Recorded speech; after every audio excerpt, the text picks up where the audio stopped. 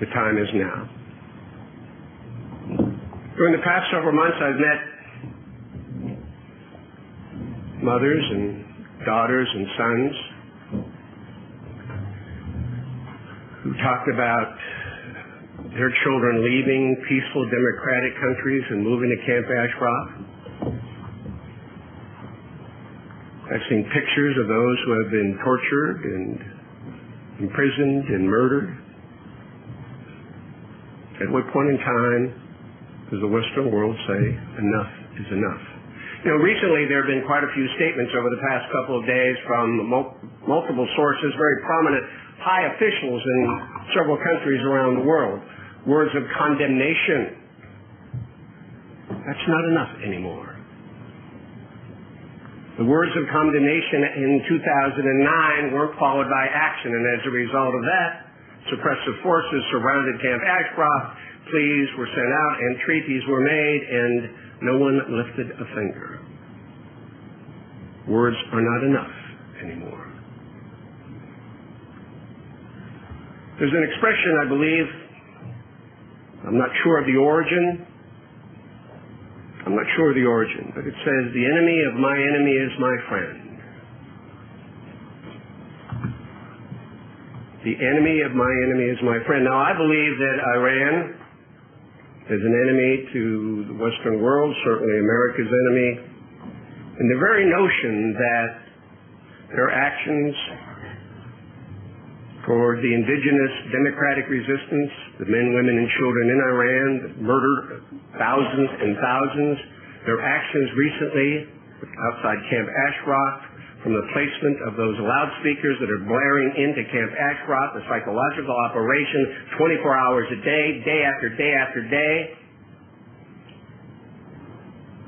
suggests to me, and should suggest to the rest of the world, that the mullahs and Ahmadinejad believe that the democratic resistance in Iran is an inspirational force that needs to be suppressed, because it represents the hopes and aspirations not just of the 3,000 plus in Camp Ashraf, but literally hundreds of thousands of men, women, and children in Iran and elsewhere.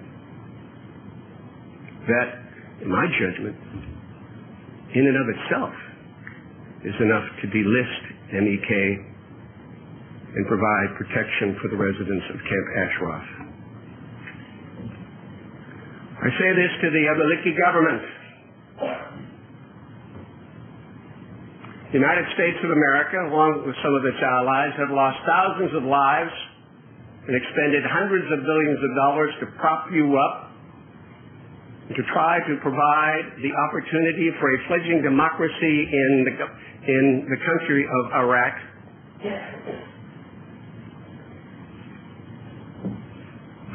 We even propped you up after questionable election results in 2009. We continue to support you. What really hurts me is that some of those Humvees were probably made in and sold and given to you by the United States of America. The Humvees we just saw running over innocent people. At what point in time does the United States step up? And I would call upon the administration to do so, to provide the protection for the people of Camp Ashraf that we pledged in 2004. Obviously, the Iraqis are unable to do so. We've turned our backs on those who trusted us to protect them.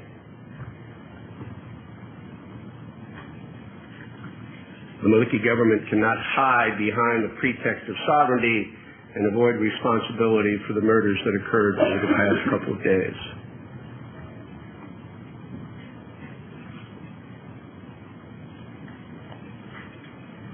It seems to me, ladies and gentlemen, in this profoundly sad and terribly important time of the democratic resistance of Iran, with the MEK, it's about time that we replace words or follow words with action.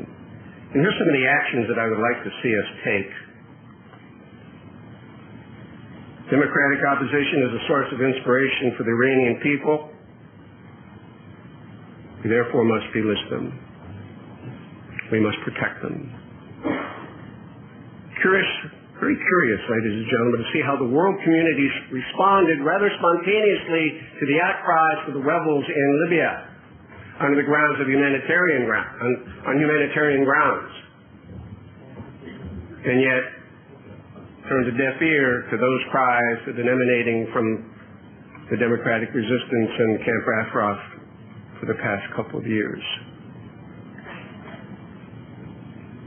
I would like to see Americans provide initial protection, and I believe it's necessary for a multinational task force to provide the protection at Camp Ashraf. They need immediate medical attention. We need to see that medical units are dispatched, and if they can't deal with those injuries at that time, they must be administered at the closest hospital. And if it's American Medical Hospital, so be it. That's where we must take care of them. Those wounded individuals who are taken off, it's not a battlefield. A battlefield is where there's a confrontation. There was a one-sided confrontation here, but when those individuals were taken from Camp Ashraf, they must be returned, and they must be returned immediately. And I have one other suggestion to my president. Every year, Ahmadinejad has the opportunity to come to the United States when the UN meets in September. I like to call in my country, when you delist and delist now and provide the protection now, I would like Maryam Rajavi to come to the United States and tell the American people of the suffering the people have endured, her aspirations and goals. Read the Democratic Resistance Statement of Principles, a pluralistic society, a tolerant society, a non-nuclear country. That would be the most significant action that we could take in support of the people's resistance at the MEK.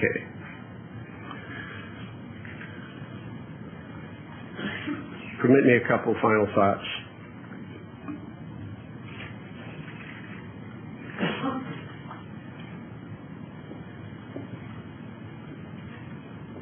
President Obama said, as I referred to Libya before, in February of this year, the American people extend our deepest condolences to the families and loved ones of all who have been killed and injured. The suffering and bloodshed is outrageous and unacceptable. So are the threats and orders to shoot peaceful protesters and further punish the people in this instance of Libya. These actions violate international norms and every standard of human decency. The violence must stop. Mr. President, you've already written a speech.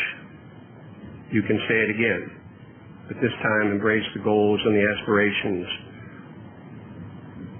of the people's resistance, of the democratic resistance of the people of Iran.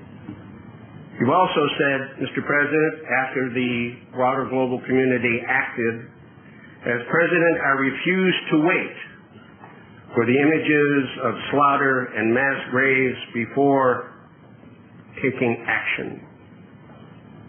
Well, the United States, the UN, the EU has waited too long and they failed to take action.